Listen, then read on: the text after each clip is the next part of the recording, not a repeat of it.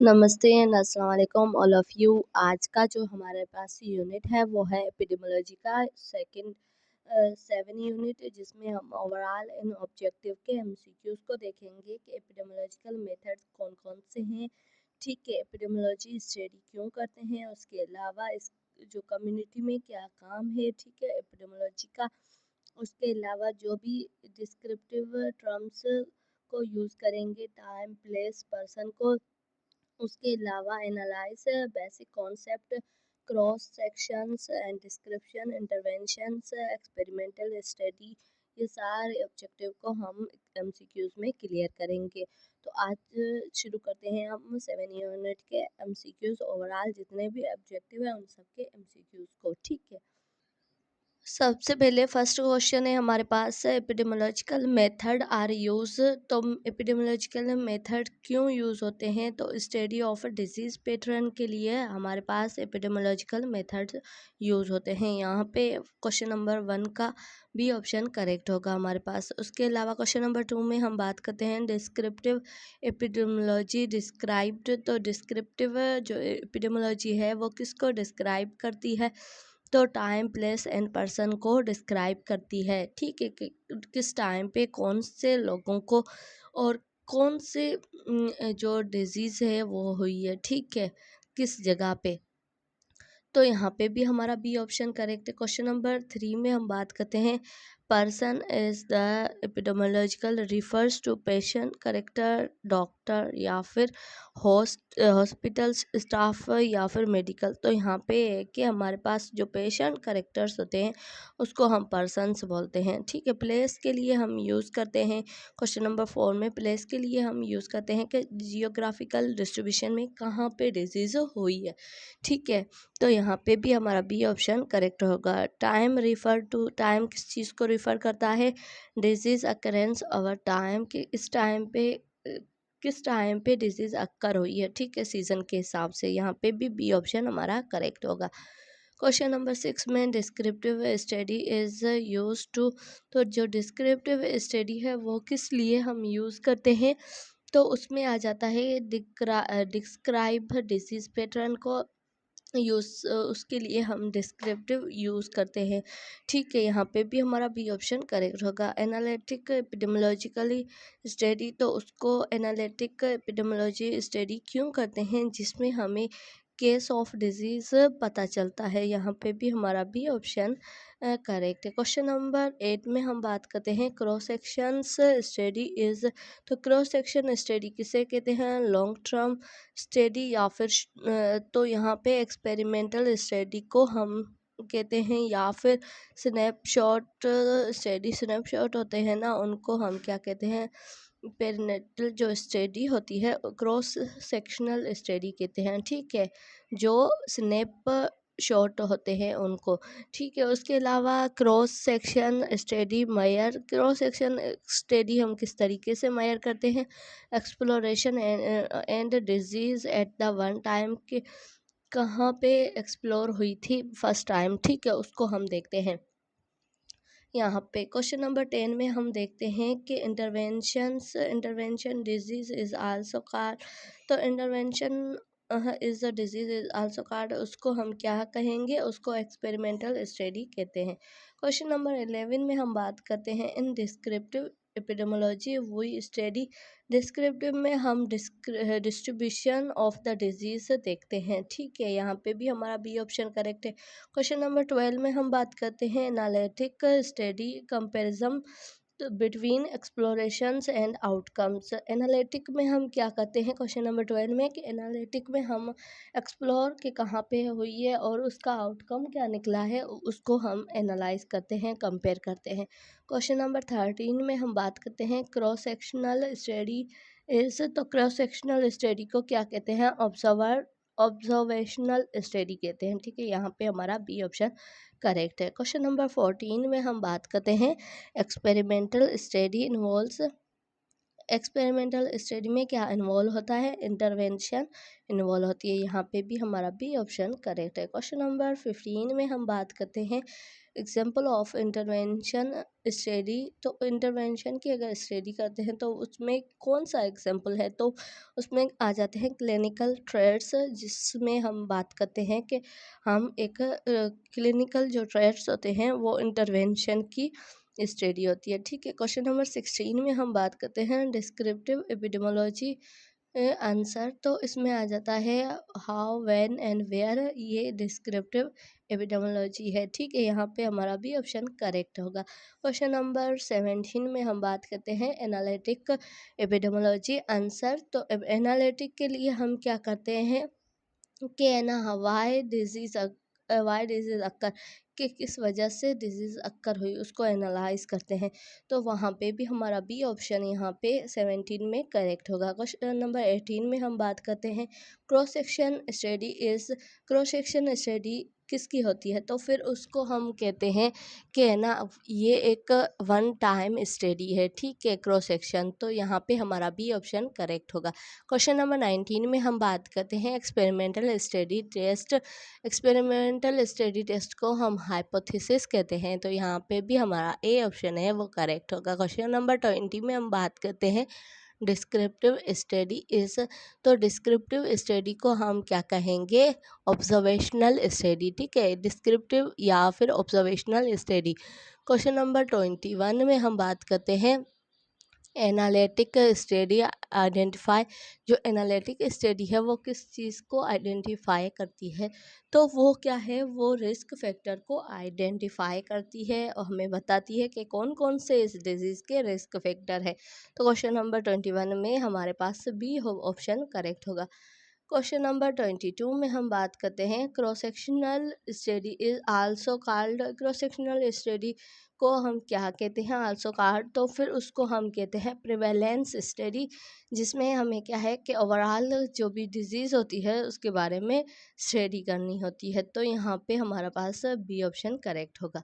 Question number 23 में हम बात करते हैं intervention study including, intervention study including उसमें क्या आ जाता है कि जो गिवन ट्रीटमेंट है, ट्रीटमेंट गिवन उसको हम क्या कहेंगे, इंटरवेंशन स्टडी कहते हैं। यहाँ पे हमारा भी ऑप्शन करेक्ट होगा। क्वेश्चन नंबर 24 में हम बात करते हैं descriptive epidemiology including, descriptive epidemiology including, तो उसमें आ जाता है टाइम, प्लेस एंड पर्सन, तो ये तीन चीज़ें आ जाती है डिस्क्रिप्टिव में कि कहाँ पे हुई है डिजीज़, किन लोगों को हुई है और किस टाइम पे हुई है। ठीक है, ये तीन चीज़ें आ जाती है, यहाँ पे भी हमारा बी ऑप्शन करेक्ट होगा। क्वेश्चन नंबर 25 में हम बात करते हैं analytic study including, analytic study में क्या चीज़ें इंक्लूड होती है, केस कंट्रोल स्टडी को हम क्या कहते हैं, एनालिटिक स्टडी कहते हैं, तो यहाँ पे क्या है, हमारा ए ऑप्शन करेक्ट होगा। ठीक है, उसके अलावा क्वेश्चन नंबर 26 में हम बात करते हैं cross sectional study is use for,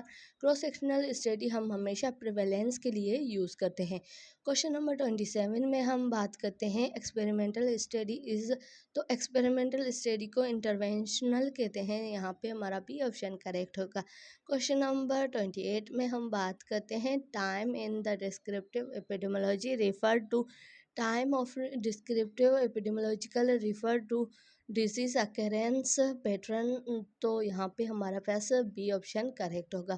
question number 29 का, जिसमें हम बात करते हैं place in the epidemiological refer to place of epidemiological, तो वो जियोग्राफिकल एरिया आ जाता है कि किस जगह पे है, तो फिर वो जियोग्राफिकल एरिया की बात करते हैं, यहाँ पे हमारा बी ऑप्शन करेक्ट होगा। क्वेश्चन नंबर 30 में हम बात करते हैं person in the epidemiological refer to, तो पर्सन जो एपिडेमोलॉजिकल रिफर्स करते हैं पेशेंट करेक्टर्स को, यहाँ पे हमारे पास बी ऑप्शन करेक्ट होगा। क्वेश्चन नंबर 31 में हम बात करते हैं cross section study is, cross section study किसकी है, शॉर्ट टर्म जो होते हैं ना उनकी स्टडी है। ठीक है, यहाँ पे भी हमारे पास बी ऑप्शन करेक्ट होगा। क्वेश्चन नंबर 32 में हम बात करते हैं जिसमें एनालिटिक स्टडी एक्सप्लेन किसको करती है, काज इफेक्ट एंड रिलेशन को क्या करती है, स्टडी करती है, यहाँ पे हमारे पास बी ऑप्शन करेक्ट होगा।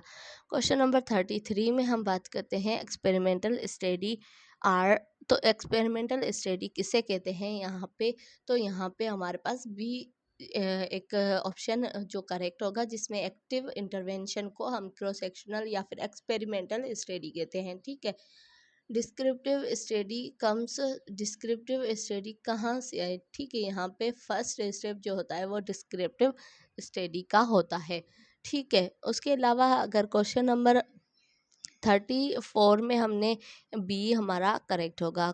35 में हमारे पास क्रॉस सेक्शनल स्टडी मेयर, तो एक्सप्लोरेशन प्लस आउटकम के थ्रू हम क्या करते हैं, क्रॉस सेक्शनल स्टडी को मेयर करते हैं। यहाँ पे भी हमारा बी ऑप्शन करेक्ट होगा। क्वेश्चन नंबर 36 में हम बात करते हैं केस कंट्रोल स्टडी।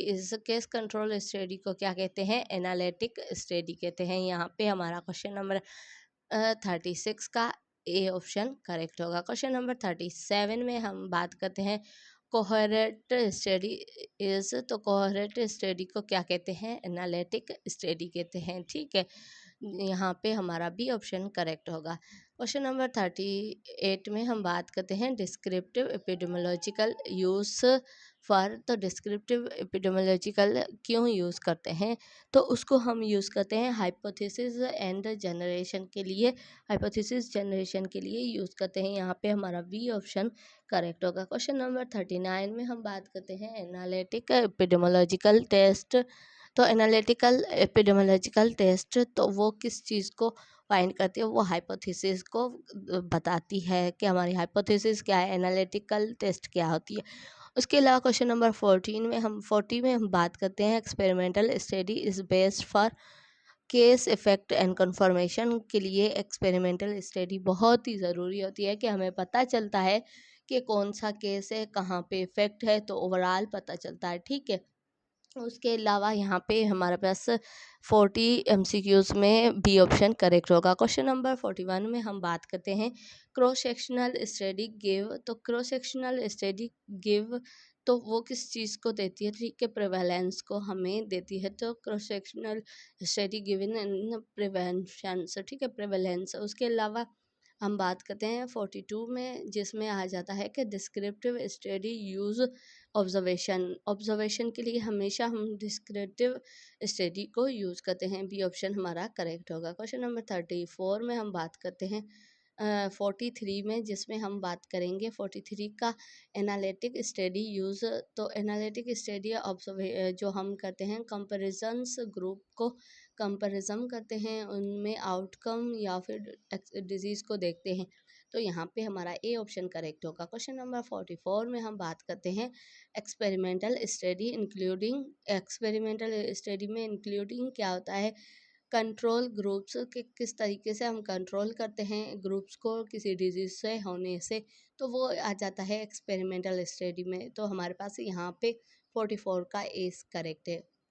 45 का हम बात करते हैं cross sectional study is done, तो क्रॉस सेक्शनल स्टडी किस चीज़ की वजह से डन होती है, एट द वन टाइम, के वो एक ही टाइम पे हो जाती है। ठीक है, यहाँ पे भी हमारा बी ऑप्शन करेक्ट होगा। क्वेश्चन नंबर 46 में हम बात करते हैं डिस्क्रिप्टिव एपिडेमियोलॉजी आइडेंटिफाई, तो डिस्क्रिप्टिव एपिडेमियोलॉजी किस चीज़ को आइडेंटिफाई करती है, वो पैटर्न को आइडेंटिफाई करती है। यहाँ पे बी ऑप्शन हमारे पास करेक्ट होगा। क्वेश्चन नंबर 47 में हम बात करते हैं analytic epidemiology identify, analytic epidemiology किस चीज़ को आइडेंटिफाई करती है, वो आइडेंटिफाई करती है काज को, कि कौन से कहाँ से कहाँ पे कहाँ से हम पे डैमेज कर रहे हैं, तो वो एनालिटिक एपिडेमियोलॉजी में पता चलता है। 47 का हमारे पास बी ऑप्शन करेक्ट है। क्वेश्चन नंबर 48 में हमारे पास है कि एक्सपेरिमेंटल स्टडी रिक्वायर क्यों होती है, कंट्रोल ग्रुप्स के कोई भी डिजीज़ है ग्रुप में, उसको कंट्रोल करने के लिए हम एक्सपेरिमेंटल स्टडी करते हैं,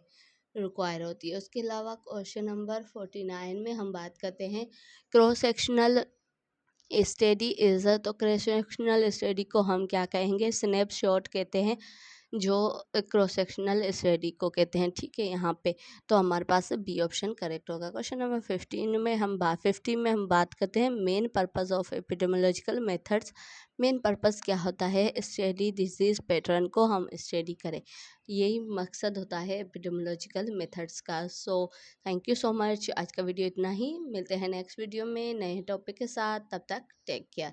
सो आज हमने ओवरऑल क्या पढ़ा, ओवरऑल जो 7 यूनिट था उसको हमने क्लियर किया कि ओवरऑल 7 यूनिट में क्या-क्या चीज़ें आ जाती है, इसके जितने भी एमसीक्यूज़ थे उनको डिस्कस किया, ठीक है।